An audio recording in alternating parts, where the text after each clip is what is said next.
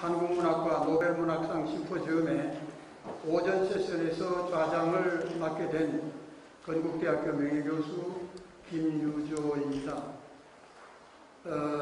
막중한 주제에 고명하신 여러 석학들의 발제와 토론마당에서 한 역할을 맡아 매우 영광스럽게 생각을 합니다. 지난해 11월에도 아까 우리 펜 이사장님도 말씀하셨지만 이와 비슷한 주제의 심포지엄이 국제펜 한국본부 주최 제7차 한글 작가대회에서 비대면 온라인 방식으로 개최되어서 저도 참여한 바가 있습니다. 그때는 마침 탄자니아 출신의 압둘 라자크 그르나가 포스트 콜로니얼리즘 주제의 작품 재개로 노벨문학상을 수상한 직후였기에 참여자로서는 다소 긴장을 풀고 행사를 했던 기억이 납니다. 여기서 긴장을 풀고라는 좀 맹랑한 표현을 쓴 것은 일본의 무라카미 하루키가 작년에 수상하지 못한 덕분이었던가 합니다. 최근에는 다시 또 이 하루키가 반전운동을 또 벌이고 있다는 외신이 전해 들어와서 한일전을 이제 줄곧 생각하게 되는 우리 입장에서는 새로 또 긴장감을 느끼게 하기도 합니다만 아무튼 그런 어간에 이런 주제의 심포지엄이 있었습니다. 사실 아시아 국가에서 인도의 탁월 이래 일본과 중국이 각각 2명씩이나 노벨문학상을 수상하고 나니 경제적으로는 우리도 G7 국가, 문화적으로도 유구한 역사를 자랑하는 우리나라의 입장은 10월이 되면 마치 그 해의 수치집 통계에 쫓기는 듯한 그런 강박관념 속에 우리 문학인들은 사로잡히는 그런 감이 없지 않습니까? 거두절미하고 오늘 우리가 이 심포지움을 여는 것은 앞으로 발표될 내용에서도 소상하게 많이 나오고 있다시피 여러 국가적인 차원의 제안과 경종을 울리는 그런 역할이 되리라고 기대하는 것입니다. 시간 관계상 제 말씀은 여기까지 드리고 오늘 오전 세션에서 발제하실 분과 지정 토론자를 소개해 드리겠습니다. 혹시 플로어에서 자유토론을 원하시는 분이 계시면 오전에는 정해진 점심시간이 있기에 오후 세션이 끝난 후로 기회를 엿보자는 점도 미리 말씀을 드립니다. 혹은 점심시간 중에 개인적인 질의가 있을 수도 있지 않겠는가 그런 생각도 합니다. 그럼 맨 처음 발제하실 안사만 교수님을 소개합니다. 지금 발표자와 토론자는 자리에 앉아 계시다가 잠시 인사만 해도 좋겠습니다. 안사만 교수께서는 서울대학교 명예교수로 동문학 박사이시고 노벨문학상 추천위원을 맡으셨던 분입니다. 저는 우리나라 시인이나 작가가 가능한 한 빨리 꼭 노벨문학상을 수상해야 하겠다고 열렬히 소망하는 사람은 아닙니다. 죄송합니다. 모든 상이 다 그렇지만 상이란 것이 누구에겐가 일단 주어지면 그때부터 그는 그 상의 수상자가 되는 것이고 그 이전에는 그냥 희미한 가능성으로서 존재하는 상상의 월계관에 불과합니다. 수상자는 당연히 그만한 영예를 얻게 되는 것이지만 그 상을 못 받은 사람이라고 해서 그 수상자보다 열등한 것도 아닙니다. 동문학의 경우만 예를 들어 보더라도 토마스 만이나 헤르만 헤세 같은 작가가 노벨문학상을 받아 큰 영예를 누렸지만 라이너 마리아 릴케나 프란츠 카프카가 노벨문학상을 못 받았다고 해서 이들이 토마스 만이나 헤세보다 열등한 작가라 할 수도 없는 것입니다. 또한 노벨 문학상이라는 것은 우리가 무슨 올림픽 대회를 위해 선수들을 훈련시키듯이 작가들을 닥달한다거나 또는 스웨덴 아카데미에 홍보를 한다고 해서 받을 수 있는 상이 아닙니다.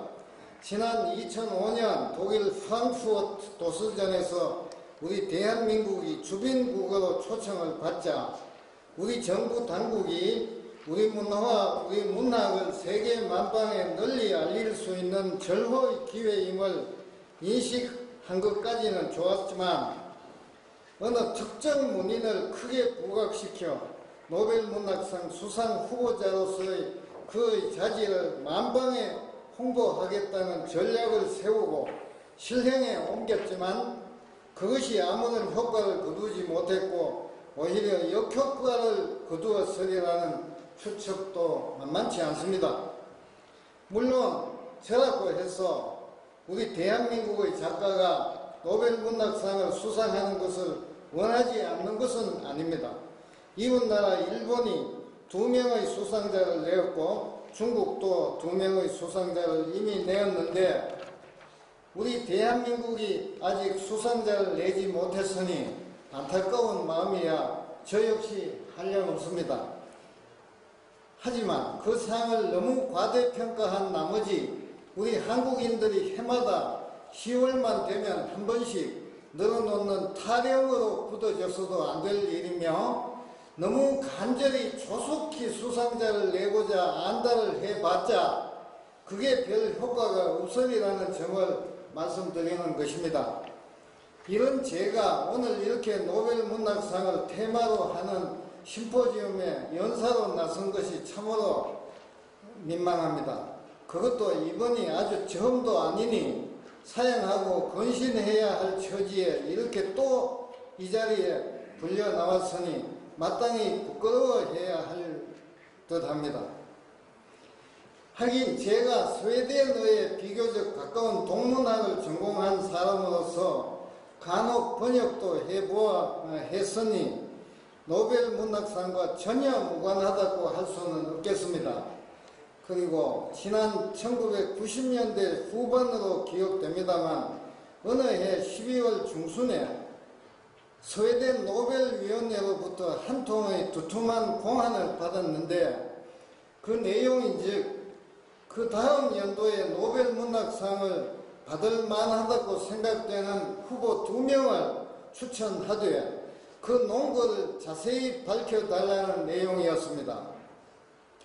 저의 국적인 대한민국과 무관하게 2명만 추천하라는 내용이었던 만큼 둘 다 대한민국 국적의 작가를 추천하기는 좀 민망할 듯 해서 독일인 한 명과 한국인 한 명을 추천했는데 독일어로 그 논거를 밝히자니 바쁜 연말에 많은 시간과 공력을 들여야 하는 일임을 실감했었습니다. 그 이듬해에도 이와 같은 공안이 또 와서 비슷한 내용을 다시 써보냈습니다. 그 다음 해부터는 추천해달라는 공안이 더는 오지 않았습니다. 그런데 우연하게도 제가 추천한 독일인 작가가 곧 노벨 문학상을 받았으나 그 한국인 작가는 수상을 기다리지 못한 채 그 사이에 안타깝게도 그만 작고하시고 말았습니다. 그 공안에서 비밀을 지켜달라는 부탁의 말이 있었습니다만 이미 사반세기가 25년 가까이 지난 이 시점까지 굳이 지켜야 할 비밀까지는 아닌 듯 해서 오늘 이런 말씀을 이 자리에서 털어놓습니다. 그 이유는 그래도 제가 노벨 문학상과 아주 아무 관련도 없는 사람은 아니고 그 이래로 자연스럽게도 노벨 문학상에 대한 생각을 혼자 많이 해온 것만은 사실이라는 점을 말씀드리고 싶습니다. 해마다 10월 초순에 접어들면 갑자기 우리 언론과 국민들이 노벨 문학상에 대해 비상한 관심을 표출하는 현상을 보곤 하는데 이게 저한테는 참 우습게 생각됩니다. 평소에 시집 한 권 사는 일 없고 1년 내내 소설 한 편 읽지도 않던 국민들이 10월이 되면 갑자기 우리도 이제 노벨 문학상을 받을 때가 되지 않았느냐는 말을 입에 올리는 것입니다.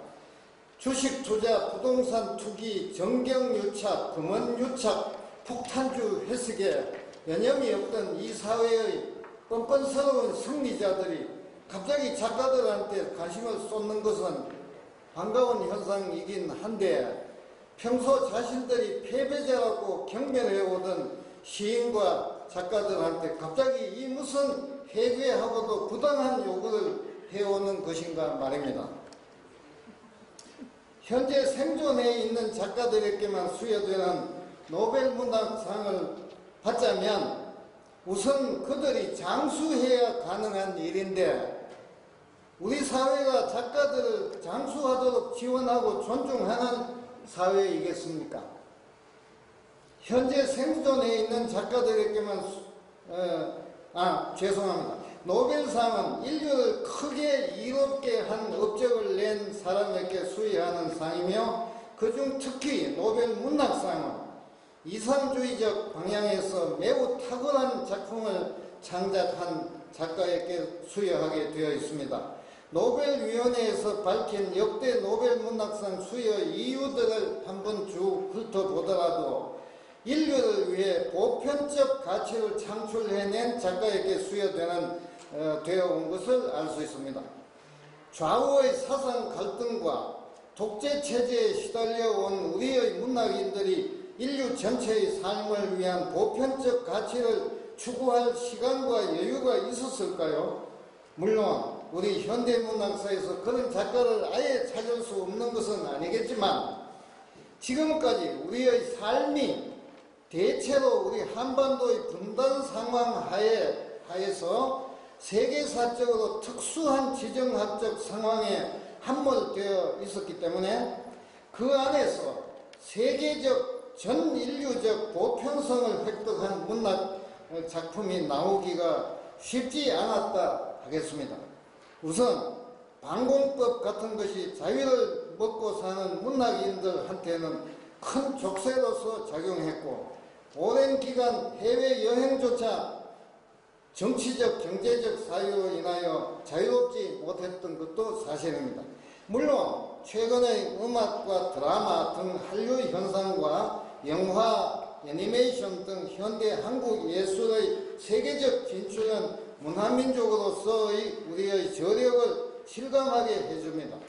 하지만 이런 문화적 성과도 그 근본 토대라 할 수 있는 문학이 튼튼하게 성장하고 있을 때 더욱더 큰 힘을 발휘할 수 있을 것입니다. 그러기 위해서는 우리 국민들이 지금보다는 훨씬 더 성숙한 시민의식을 갖고 천박한 소시민 근성에서 벗어나 문학과 예술을 사랑하고 인류 보편적 가치를 추구하는 삶을 살아가는 것이 전제로 되어야 할 듯합니다. 국민들이 그런 삶을 살자면 자연히 시인 작가들과 더 가까이 지낼 필요가 있고, 그러자면 자연히 독서를 통해 그들과 밀접한 소통을 할 수 있는 삶의 패턴을 만들어 나갈 필요가 있습니다. 구체적으로는 책을 많이 읽어야 하고, 서점이나 도서관 또는 박물관 등에서 주최하는 시인과의 밤, 작가와의 대화, 어느 작가의 최근작 낭독회 및 독자와의 대화 등과 같은 문화행사에 많이 참석하는 시민이 되어야 할 것이며, 요컨대 그들의 골방에 유폐시켜 놓았다가 갑자기 노벨 문학상 타령을 하는 행태는 면해야 비로소 노벨 문학상을 말할 자격이 있을 것이란 말입니다. 정부나 지자체 차원에서도 가능한 한 이런 시민들의 문화생활을 지원하는 프로그램을 많이 개발하여 작가들을 우리 사회의 패배자로 내몰지 말고 공공의 영역으로 모셔서 그들의 창작물을 그 창작 과정에서부터 시민들이 함께 향유할 수 있는 마당을 마련해야 할 것입니다. 또한 정부, 지자체 및 각 문화재단에서는 작가에게 창작, 장려 및 후원 프로그램 또는 자유로운 여행 프로그램을 제공하여 그들이 사회로부터 소외되지 않도록 배려하고 국제적 안목을 획득하도록 지원할 필요가 있을 것입니다. 위대한 작가는 가난과 궁핍으로부터 나온다는 구시대적 발상을 한시바삐 떨쳐버리고 시인과 작가를 우리네 삶의 동반자로 여기고 우리 2세들의 스승으로 모시는 자세가 절실히 필요할 것입니다. 외국어 교육의 다변화인데요. 장기적으로는 중등교육에서 외국어 교육을 다변화하는 것이 생산적이라고 생각합니다. 사실 외국어 교육 다변화 말고도 입시제도 같은 데서 이 선다형 수능 입시 이것이 그 중등교육의 국어교육을 또 좌우하기 때문에 중고등학교 학생들한테 작품을 안 읽히는 이런 교육, 중등교육이 또 문제가 되겠습니다. 그 중에서 글쓰기 교육 이것은 또 다른 문제고 제 전공이 아니라서 외국어 말씀만 드리겠습니다.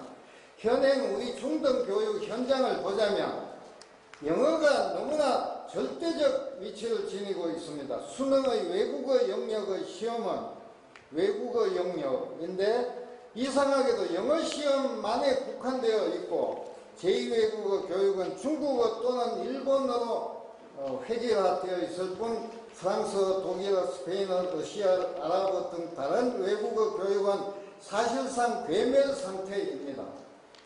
이것이 교육부가 소위 수요자 중심 교육의 원칙을 내세운 10년 전부터 내세운 참담한 결과이고 한 번 더 다시 읽겠습니다. 이것이 교육부가 소위 수요자 중심 교육의 원칙을 내세운 참담한 결과인데 학생들의 선택권을 존중한다는 미명하에 단행된 신자유주의적 교육 원칙의 감출 수 없는 폐해입니다. 말도 안 되는 이런 교육부의 단견에 영합한 학교장들의 편의주의는 프랑스어 등 다른 제2외국어 교사들을 중등교육 현장에서 완전히 축출하고 제2외국어는 중국어 또는 일본어로 사실상 축약해 놓은 결과를 낳았습니다. 시간이 다 되었다는 하여간 이건 생략하겠습니다. 이를테면 조금 생략하고 그 다음 어떤 작가가 영어 이외에도 프랑스어, 독일어, 러시아 등 한 언어를 조금이라도 단 몇 마디라도 말할 수 있다는 것은 그의 장래에 어느 우연한 순간에 결정적으로 큰 역할을 할 수도 있습니다.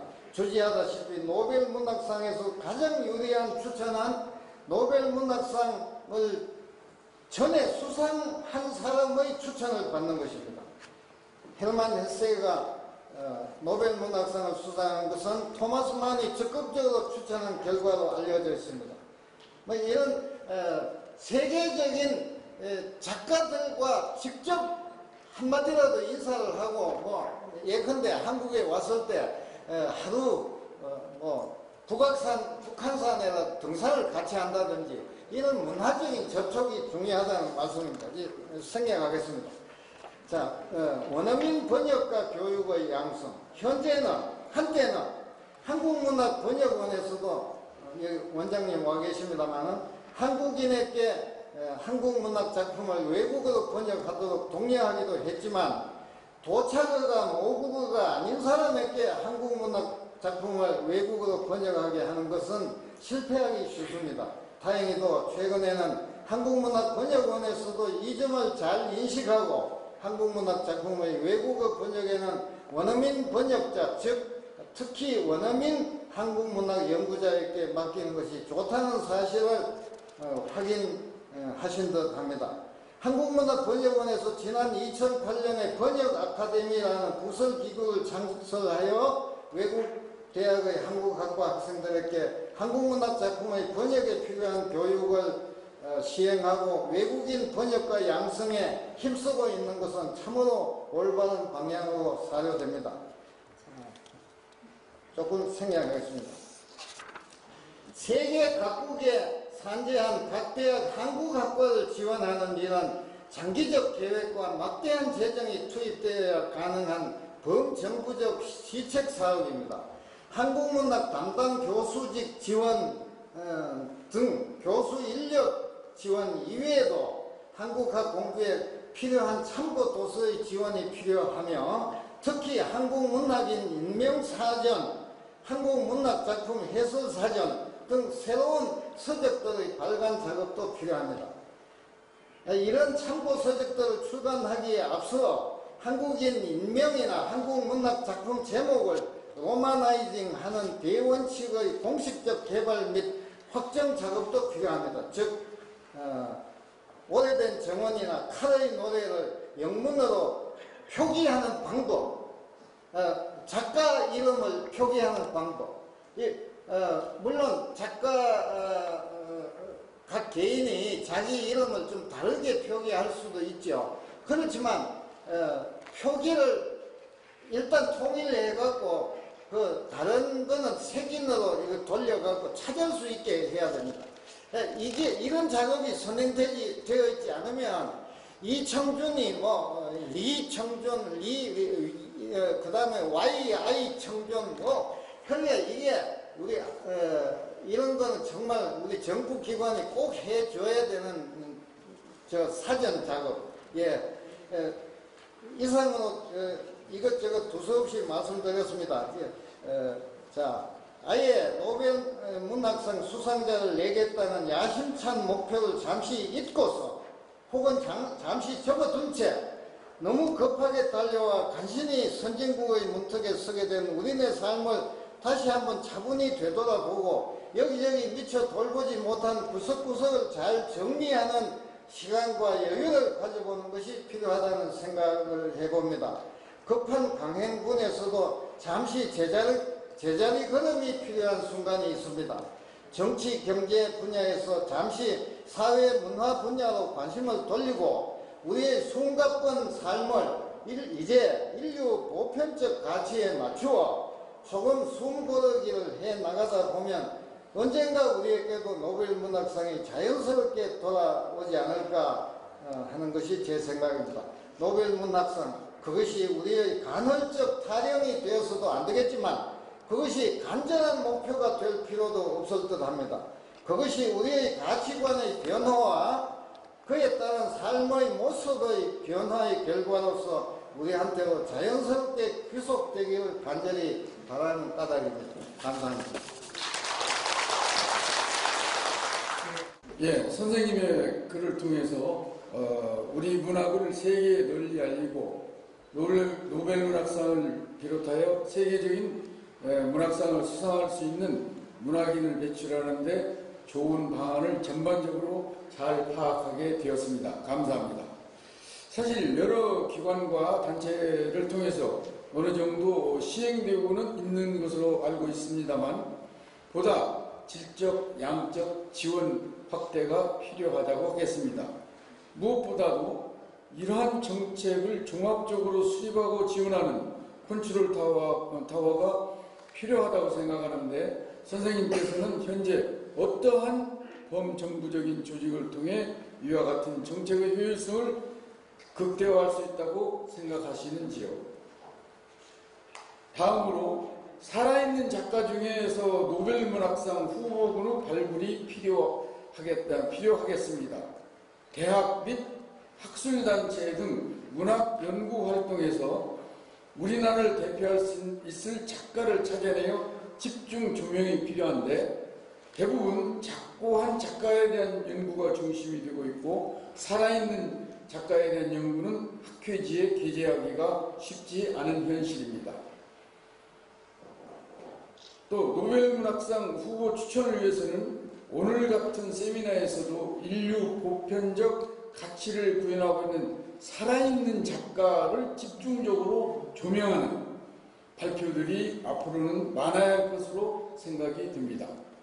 선생님께서는 지금 노벨문학상 추천을 요청받으셨다면 우리나라 작가들 중에 어떠한 분을 추천하시겠습니까? 그 근거는 무엇입니까? 마지막으로 우리나라에는 문학상이 참으로 많습니다.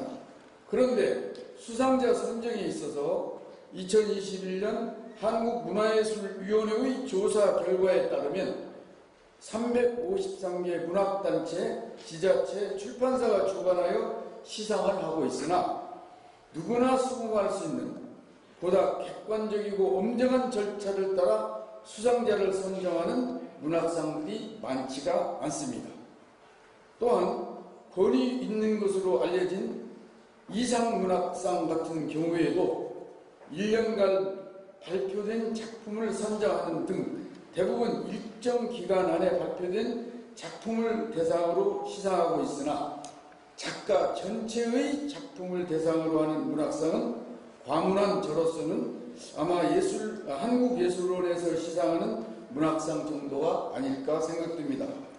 선생님께서는 우리나라에서 가장 권위 있는 문학상으로 어떤 것을 추천해 주시겠습니까? 또한 그 근거는 무엇입니까? 예, 감사합니다. 예, 간단히 말씀드리겠습니다.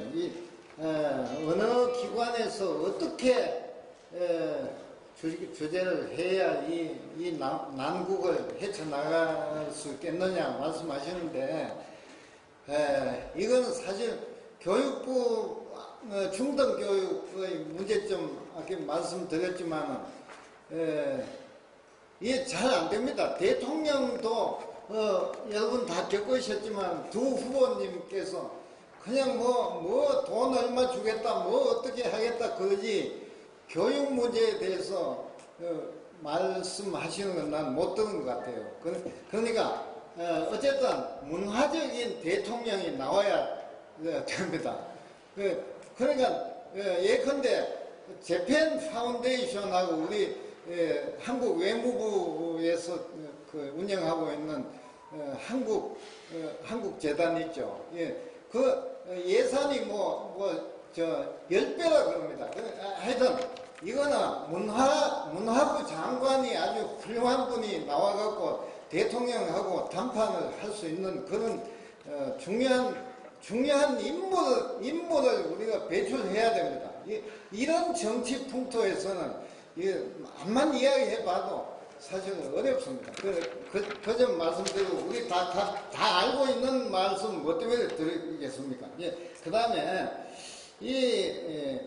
후보를 공적으로 어떻게 좀 공론화 시킬 수 없겠느냐 그런 말씀 하시는데, 어쨌든 우리가 시인 작가를 우리 시민들이 사랑하고 모두 내 자녀들의 스승으로 모실 그런 정도가 되면 저절로 여러분이 나타날 겁니다. 근데 그런 분위기를 우리가 만들어야 되고, 공적으로 어떤 기관에서 뭘 토론을 해갖고 추천을 한다, 이것은 저는 사실은 반대입니다. 왜냐하면 그렇게 되면 너무 잡음이 많아지고 오히려 그분이 못하게 돼요. 그래서 어쨌든 공적으로 추천하는 분, 예를 들면 우리 펜 이사장님을 우리 전체 시인과 작가 여러분들이 믿으시고 고심을 하셔서 추천하실 테니까, 다만 시인과 작가를 누구 할 것 없이 모두 많이 모시고 그런 풍토를 우리 스스로도 만들어 나가야 되고 우리 사회가 해야 된다, 그런 말씀 드리고 싶고, 그 다음에 아까 내가 너무 보편성 강조한 것 같은데요. 문학에서는 보편성만 강조돼서 안 되고 특수성, 우리 분단 상황에서 특수성에서 그것이 보편성에 도달했느냐 안 했느냐, 그게 중요하겠죠. 그 문제 말씀드리고, 저한테 지금 누가 어떤 분 추천하시겠습니까? 저는 정말 제가 그런 생각을 갖고 있다고 해도 이렇게 공적인 자리에서 하고 싶지 않고요.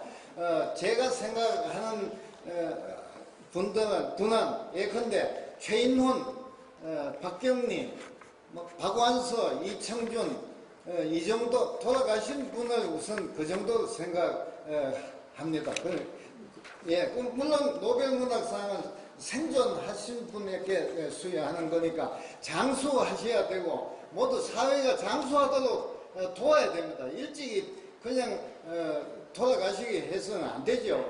여러분 시인 작가분들이 많으시니까 오히려 다른 분들이 들어주셨으면 좋겠는데, 하여튼 그 다음에 여기 문학상이 너무 한국에서 상이 많긴 많은데 제가 독일에 있다가 이거 와보니까 상 제도를 조금 고쳐야 되겠다 이런 생각이 들었습니다. 그런데 길게 이야기할 수 없으니까 제가 그래도 제일 중요하다고 생각하는 상은 대산문학상이고, 왜냐하면 비교적 공정성을 담보했다고 생각하기 때문에.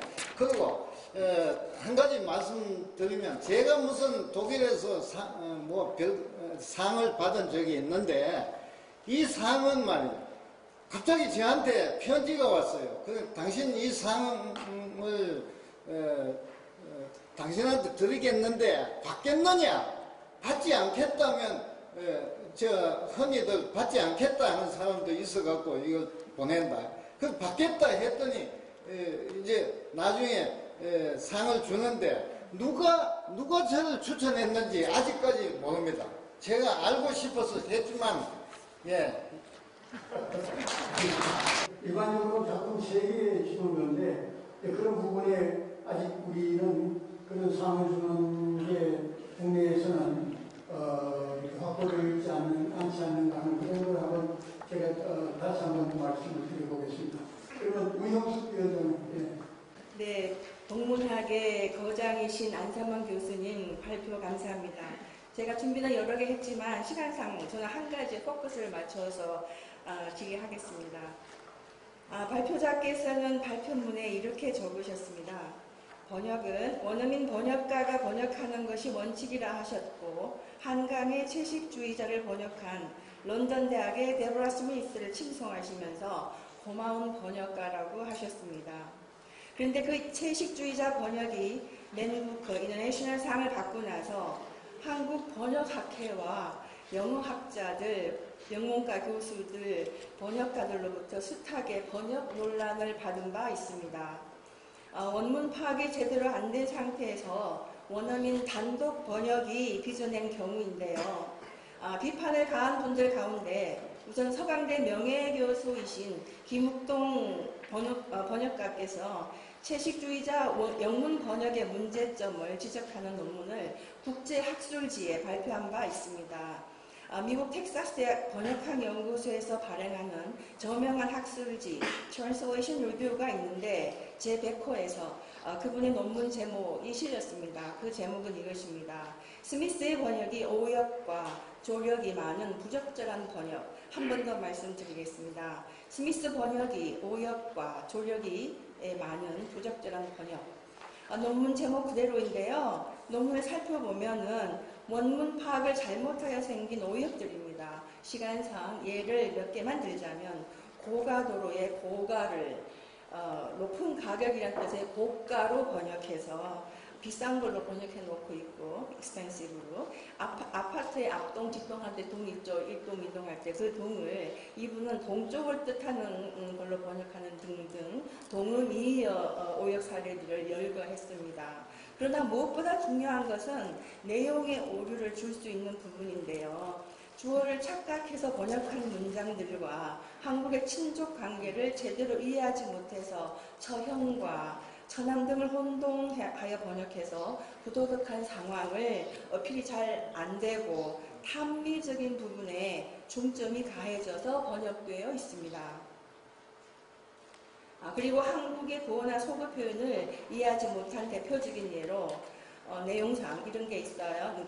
아르바이트하는 애가 또 펑크를 냈어요 라는 문장이 있는데 그걸 번역하면서 이 원문 이 번역한 분은 아르바이트하는 애를 베이비시트로 오역을 해놓고 있고 약속을 어겨 오지 않았다라는 뜻인 펑크를 냈어요를 자동차 타이어에 펑크가 났다는 것으로 오역을 해놓고 있습니다. 그런데 김옥동 교수보다 더 디테일하게 번역 오류를 제기한 분이 바로 한림대학교 영어영문학과 김건 교수입니다. 이분은 국내 학술연구지 영미문학연구 유명한 학술지입니다. 이곳에 게재한 논문에서 조목조목 번역 오류들을 지적해 놓고 있으십니다. 심지어는 번역가가 자의적으로 삭제한 부분이 총 57군데나 있다고 비판을 했습니다. 번역할 때 원문 삭제는 절대 일어나면 안 되는 일입니다. 김봉 교수는 미국의 인터넷 서점 아마존에 올라와 있는 소설 채식주의자 댓글란에서 독자의 43%가 불만을 표했고 영어권 독자들의 불만은 소설의 중반부 이후부터 집중적으로 제기됐다고 했습니다. 그러면서 김 교수가 내린 결론은 번역자가 원작을 섣불리 보고 설익은 이해 아래 자국화의 길로 질주했다. 다시 말해서 영어권 독자의 취향으로 번역했다라는 것입니다. 번역자의 한국어 이해력이 번역을 감당하기에는 역부족이었다라는 것입니다. 즉 원어민 단독 번역의 위험성을 말하는 내용입니다. 발표하신 안사만 교수님 말씀처럼 고마운 번역가 스미스가 진짜 우리에게 고마운 번역가가 되려면 또 한 사람의 번역가, 즉 원문 내용을 100% 이해하는 한국민이 한국 번역가겠죠. 그분이 번역 과정에 참가해야 한다고 생각합니다. 그래서 한 작품을 제대로 번역하려면 출발 언어권 번역가와 도착 언어권 번역가가 협업으로 하는 공동 번역이라고 생각합니다. 이에 대해서 안 교수님의 생각은 어떠신지 여쭙고 싶습니다. 감사합니다. 예, 제가 외국어를 지금 한 50년 독일을 하고 독일 사람하고 저녁 내내 뭐 독일 사람들 웃길 수도 있습니다. 경우에 따라서. 그런데 이 번역은 말이죠. 모국어가 도착어인 사람이 하는 게 맞는 것 같습니다. 예를 들어 저한테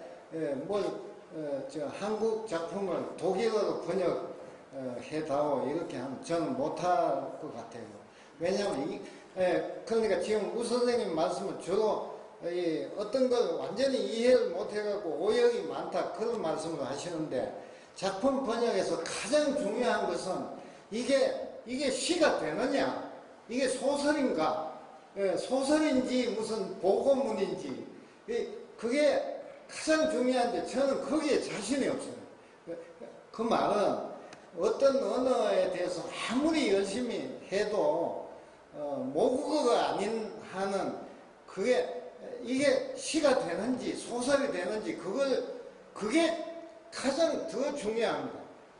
그러니까 박경리 선생이 토지를 번역한 분이 독일 분이 계시는데 여러 가지 예컨대 사모라 실개를 니는 실개를 어디 놔두고 다니냐? 그러면 이분이 실개를 갖다가 쓸개의 사투리인 줄 모르고 빗자루를 어디 놔두고 다니느냐? 이렇게 또 번역을 하셨어요. 그런데 그게 문제가 아니라 그거는 옆에 누군가가 고쳐주면 돼요. 그런데 이게 과연 소설이 되느냐?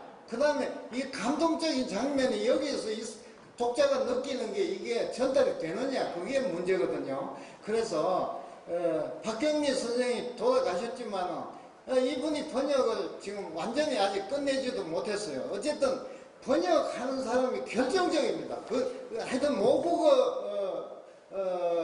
도착어가 모국어인 사람이 번역하는 게 좋겠다. 그 이야기입니다.